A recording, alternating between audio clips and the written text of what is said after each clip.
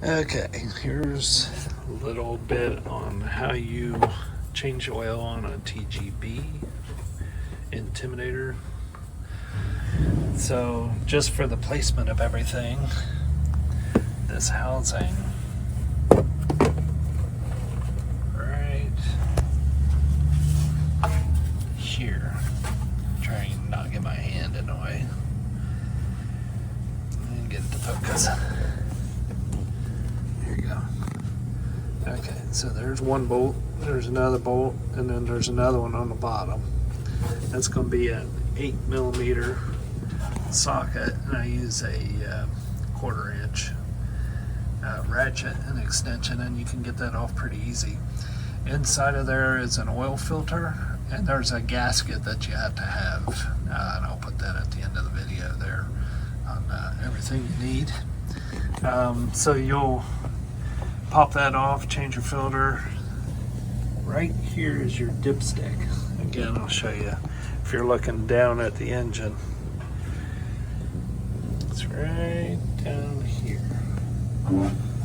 So that right there is your dipstick, and that's also your fill point.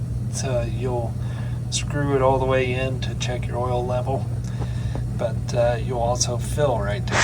And it takes almost 2 quarts, and we use Maxima.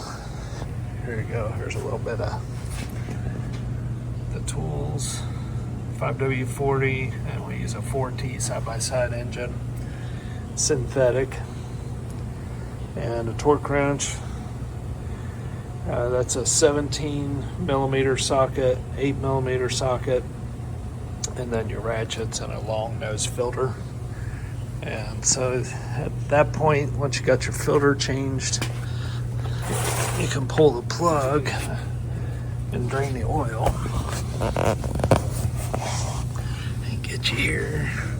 Okay, so you see 3 oils down here, or 3 holes on the belly pan. It's gonna be this hole here. You're going to use a 17mm socket and get that out of there and let your oil drain. We have an oil pan you throw under it. Do not do the other one unless you're doing transmission oil. So at a 20-hour or 100-hour, you want to do the engine. Again, it's that one, 17mm.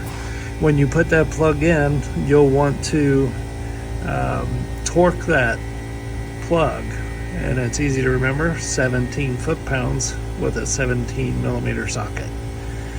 And then you'll fill it back up with almost 2 quarts of oil. So you'll want to check it. Since it's not a rebuild, it won't drain the full 2 quarts out of it. Most of it, so but you'll want to have 2 quarts on hand. That should do it. If you got any questions, just throw some comments. All right, thanks.